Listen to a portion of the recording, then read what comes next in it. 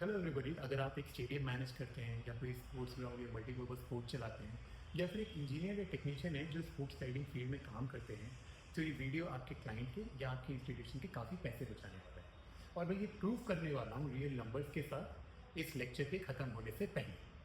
आज हम एक 1.5 kilowatt metal allied sports flood lighting का एग्जाम्पल लेते हैं।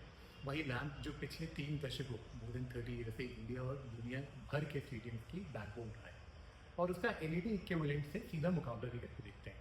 स्पेकशीट में नहीं, रुपीज़ में पर ईयर पर डेकेड इस सेशन के एंड होने से पहले। और आपको ये भी समझ आ जाएगा एग्जैक्टली कि आपकी इलेक्ट्रिसिटी बिल कहाँ जा रही है और इलेक्ट्रिसिटी बिल के आगे भी कितना कॉस्ट जा रहा है, और एक एलईडी अपग्रेड कितनी जल्दी अपना खर्चा वापस कर देता है। Remind you, this is not a sales pitch, ये इंजीनियरिंग और फाइनेंशियल एनालिसिस है। तो चलिए शुरू करते हैं। मैंने इस वीडियो को 7 सेक्शंस में डिवाइड किया। तो first section was obviously the introduction. Now let's move on to section 2 which is understanding metal halide technology. What exactly is a metal halide lamp? Metal halide lamp, जिसे HID यानी high intensity discharge lamp भी कहते हैं, ये काम करता है एक इलेक्ट्रिक आर्क को मर्क्यूरी और मेटल हैलाइड सॉल्ट के वेपर्स के मिक्सचर से पास करके एक क्वार्ट्ज आर्क ट्यूब के अंदर। ये आर्क एक एक्सट्रीमली ब्राइट और वाइट लाइट प्रोड्यूस करती है, जिसे मेटल हैलाइड्स को डेकेड्स तक लार्ज एरिया फोर्स इल्यूमिनेशन के लिए प्रेफर्ड टेक्नोलॉजी बनाया है। 1.5 किलोवाट मेटल हैलाइड का वेरिएंट स्पोर्ट्स लाइटिंग में यूज होने वाला सबसे powerful single point light sources में से एक है, और ये फुटबॉल, क्रिकेट, एथलेटिक ट्रैक और लार्ज मल्टीपर्पज एरिनाज में कॉमन मिलता है। ये एक्सीलेंट ल्यूमेन आउटपुट और हिस्टोरिकली ब्रॉडकास्ट के लिए एक्सेप्टेबल कलर रेटिंग भी देता है। Now let's move on and talk about the hidden enemy, which is the ballast. A 1.5 kilowatt metal halide lamp does not draw 1.5 kilowatt from the grid.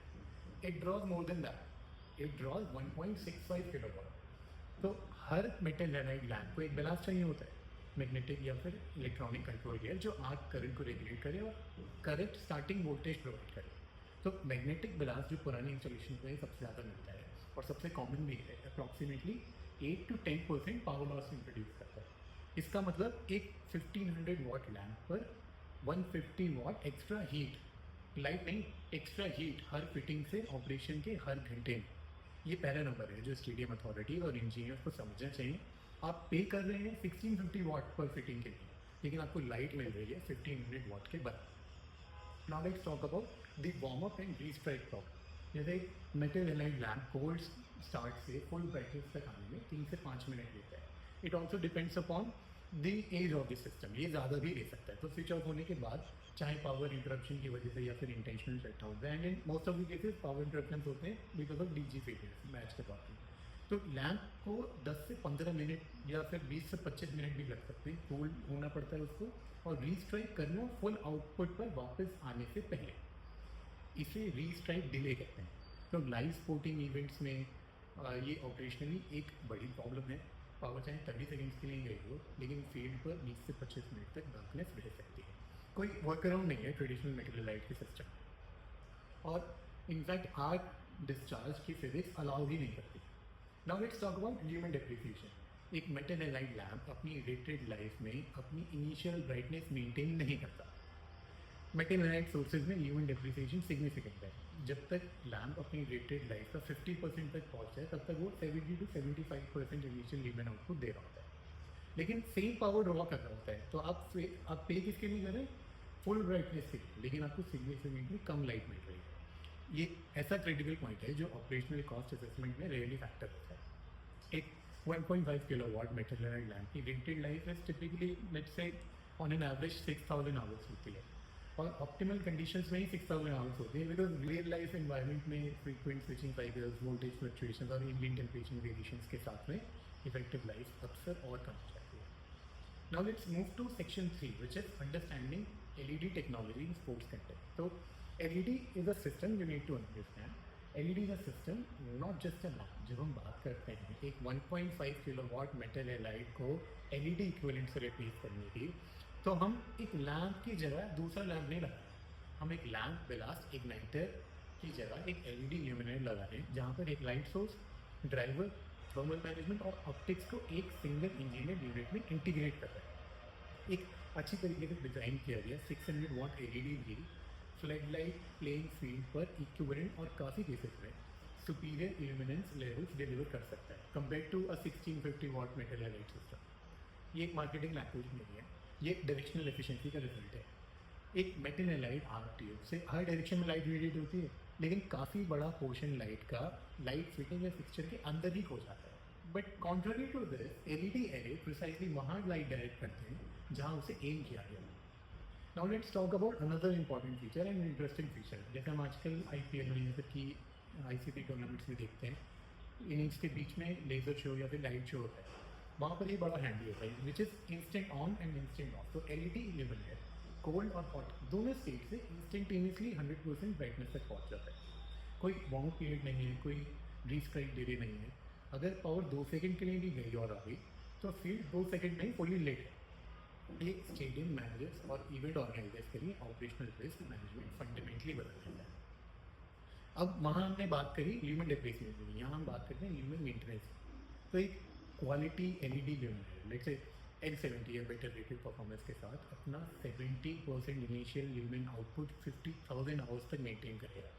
अब इसको compare करो एक metal halide lamp से जो same lumen depreciation threshold approximately 3000 hours में reach कर लेता है। तो एलईडी आउटपुट की कंसिस्टेंसी इसकी इंटायर सर्विस लाइफ में ड्रामेटिकली सुपीरियर है। मतलब आपका फील्ड इल्यूमिनेशन डिज़ाइन लेवल्स के करीब ही रहता है अपनी पूरी ऑपरेशनल लाइफ तक। अब बात करते हैं डिमिंग एंड कंट्रोल के बारे में। तो modern LED sports flood light DALI digital addressable lighting interface 0 to 10 volt या वायरलेस डिमिंग कंट्रोल सपोर्ट करते हैं। मतलब आप ट्रेनिंग के दौरान 30%, क्लब लेवल पर 70% और इंटरनेशनल या फिर ब्रॉडकास्ट इवेंट्स में 100% पर चला सब कुछ एक सेंट्रल कंट्रोल पैनल से या फिर मोबाइल एप्लीकेशन से होता है। मेटल हैलाइड सिस्टम आपको ये फ्लेक्सिबिलिटी नहीं देता, वो सिर्फ एक ही ऑप्शन देता है विच इज ऑन और ऑफ। इस फ्लेक्सिबिलिटी के एनर्जी और कॉस्ट इम्प्लीकेशन फाइनेंशियल सेक्शन में नंबर्स में दिखेंगे। Now let's move to section 4 which is the most interesting section of this video. इसमें हम head to head technical comparison करते हैं। तो यहाँ पर 1.5 किलोवाट मेटल हैलाइड को 600 वॉट एलईडी सिस्टम से कंपेयर किया। तो लैम्प वॉट इज रेटेड कितनी है 1500 और 600। Control gear loss because of ballast 150 watt in the case of metal halide and nil because there are drivers, तो 600 watt LED हो गई। टोटल पावर पर फिटिंग कितना होगा 1650 watt और 600 watt LED में रहेगा। रेटेड लैम्प लाइफ कितना है 6000 आवर्स, उसमें कितना है 50,000 hours. Warm up time 3 to 5 minutes, ये बढ़कर 5 से 10 मिनट या फिर 10 से 15 मिनट भी हो सकते हैं एज के ऊपर। और एलईडी में इंस्टेंटेनियसली है, रीस्ट्राइक डिले कोई है नहीं एलईडी में, लेकिन मेटल हैलाइड में 10-15 मिनट 20-25 मिनट भी हो सकता है। Lumen maintenance at 50% life 70 to 75% और एलईडी के केस में 90% तक रिटेन कर सकता है। डिमिंग कैपेबिलिटीज तो पॉसिबल है नहीं मेटल हैलाइड के सिस्टम में, लेकिन एलईडी के केस में that is very much possible. UV emission significant होते हैं और नेग्लिजिबल होते हैं एलईडी के केस में। मर्करी कंटेंट तो ऑब्वियसली मेटल हैलाइड में ही होगा, एलईडी में नहीं होगा। कलर स्टेबिलिटी ओवरनाइट डिकेड्स और स्टेबल रहेगी एलईडी के केस में। And I want to add one more point that till date some broadcasters prefer metal halide system because of better colour rendering index. अब बात करते हैं सेक्शन 5 पे। तो एक रियल वर्ल्ड स्टेडियम सिनेरियो लेते हैं। एक mid size sports venue, football ground या फिर क्रिकेट फील्ड जिसमें 24 फ्लड लाइट फिटिंग्स हैं, 6 पोल्स हैं और 6 लैम्प्स पर पोल। ये इंडिया में एक स्टैंडर्ड कॉन्फ़िगरेशन है डिस्ट्रिक्ट लेवल या फिर taluka level sports facility. Venue approximately let's say 6 घंटे चलता है हर दिन और 300 इवेंट्स प्रैक्टिस सेशंस मिलाकर होस्ट करता है। मतलब 1800 operational hours annually. Applied commercial electricity tariff आज मैं 9 लूँगा। जो लोग वीडियो देखें उनको होता है, मैं यूजुअली 8 लेता हूँ बिकॉज ये Maharashtra state electricity distribution company की करंट कमर्शियल और इंस्टीट्यूशनल कंज्यूमर रेट्स को रिप्रेजेंट करता है। अब बात करते हैं एनुअल कॉस्ट ब्रेकडाउन की एमएच के केस में। एनर्जी 1650 की वजह से 39.6 किलोवाट इंटू 1800 इंटू 9 6.41 6.5 लाख रुपये का।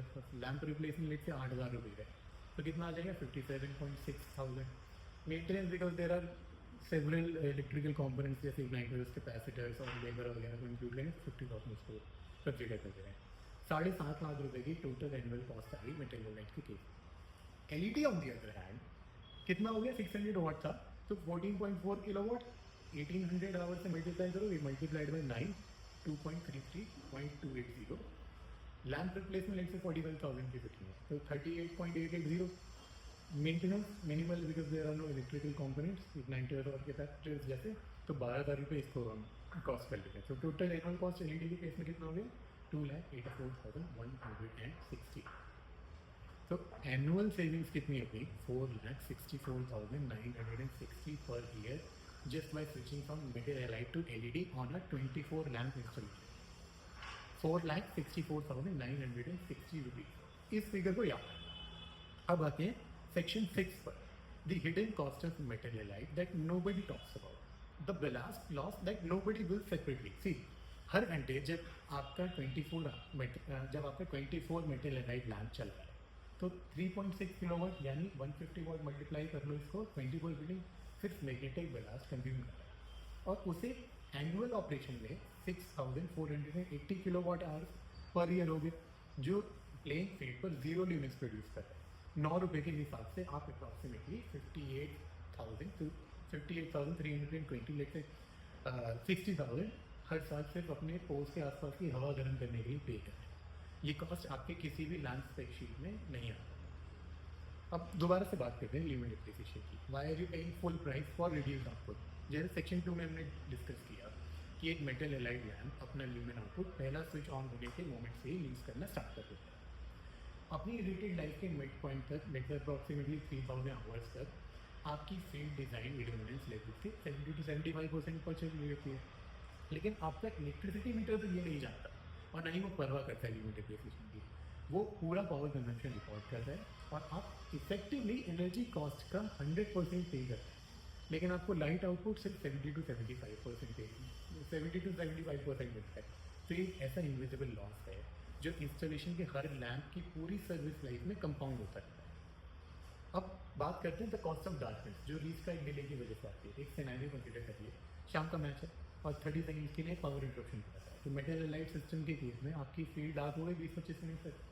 तो एक स्कूल या फिर क्रिकेट ग्राउंड के लिए, एक स्कूल या फिर कॉलेज ग्राउंड के लिए तो लेट से एक प्रैक्टिस सेशन डिसरप्ट हो गया। लेकिन एक टिकेटेड इवेंट होस्ट करने वाली वेन्यू के लिए ये रेपुटेशन और पोटेंशियली लाइबिलिटी का इशू। इस ऑपरेशनल रिस्क की फाइनेंशियल कॉस्ट प्रिसाइजली तो क्वान्टिफाई करना मुश्किल है, लेकिन ये रियल है और टिकेटिंग भी। अब बात करते हैं maintenance frequency and true cost. तो 6,000 घंटे की लैब लाइफ, 1800 घंटे का एनुअल ऑपरेशन पे, मतलब आपके मेटल halide लैम्प्स को हर 3.5 साल में फुल रिप्लेसमेंट चाहिए। 24 फिटिंग्स हैं, मतलब 24 लैम्प रिप्लेसमेंट ऑपरेशन, जिसमें बूम के होल्डिंग लगानी पड़ेगी स्पेशलिस्ट के साथ में, और हाइट पर काम करें तो रिगर्स और स्पेशलिस्ट चाहिए, अप्रोप्रिएट इलेक्ट्रिकल आइसोलेशन करना पड़ेगा, सेफ्टी प्रोटोकॉल्स फॉलो करनी पड़ेंगे, इग्नाइटर और कैपेसिटर जो सर्विस होती है उसको भी आपको कंसिडर करना पड़ेगा। तो ये सब चीज़ें बहुत ज़्यादा कॉस्ट करती हैं और इनफैक्ट एक मेटल halide लैम्प की कॉस्ट से भी ज़्यादा हो जाती है। लेकिन एक LED fitting 50,000 hours per same operating schedule में 27 साल से ज़्यादा तक लैम्प रिप्लेसमेंट नहीं मांगती। अब बात करते हैं section 7 last, capital investment, payback and return on investment. तो इस केस में let's say there are 24 lamps required, 600 watt की LED चाहिए, 45,000 रुपीज़ की, तो 10,80,000 रुपीज़ हो गया। इंस्टॉलेशन, वायरिंग, सिविल और कमीशनिंग मिला लें तो 2 लाख रुपये उसको ले लीजिए। टोटल कैपिटल एक्सपेंडिचर इज होंगे 12.8 लाख रुपीज़। अब पे बैक कैलकुलेट करते हैं। टोटल कैपिटल इन्वेस्टमेंट कितनी है हमारे? 12.8 lakh rupees. Annual savings 4,64,960। Simple payback period is 2.8 years. Savings 10 साल में कितनी मिलेंगी? 33.35 लाख रुपीज़। तो LED operational life at 1800 hours per year 27.8 years. तो अगर सीधा सीधा कहें तो आपका इन्वेस्टमेंट 3 साल से भी कम में वापस आ जाता है और उसके बाद हर रुपया सेविंग। तो 10 साल के हॉराइजन पर एक 24 लैम्प का इंस्टॉलेशन 35 लाख से ज़्यादा की बचत करता है। अब इस पर डिमिंग का क्या इफेक्ट आता है? अगर LED सिस्टम को एक डिमिंग कंट्रोल स्ट्रैटेजी के साथ ऑपरेट किया जाए, फॉर एग्जांपल ट्रेनिंग के दौरान 50% आउटपुट पर, तो ऑपरेटिंग आवर्स पर ट्रेनिंग तो ऑपरेटिंग आवर्स का अप्रॉक्सीमेटली 60% अकाउंट करता है, तो एनुअल एनर्जी कॉस्ट और भी कम होगी। कंजर्वेटिव डिमिंग सिनेरियो में एनुअली 60 to 90,000 की एडिशनल एनर्जी सेविंग्स मिल सकती है। तो पे बैक पीरियड 2.4 से 2.5 भी हो सकता है। और डिमिंग साथ ही साथ LED ड्राइवर और कंपोनेंट की लाइफ भी एक्सटेंड करता है, तो लॉन्ग टर्म मेंटेनेंस कॉस्ट और भी कम हो जाती है। So this was all from my side and we talked about moving to LED from metal halide system, but I would like to add one more point because we also have to think about our mother earth. Environmental impact की अगर बात करें तो example के तौर पर लिया गया एलईडी सिस्टम हर साल करीबन 37.8 टन कार्बन डाइऑक्साइड निकालेगा। Thank you so much, this was Ravi Prabhakar, principal consultant.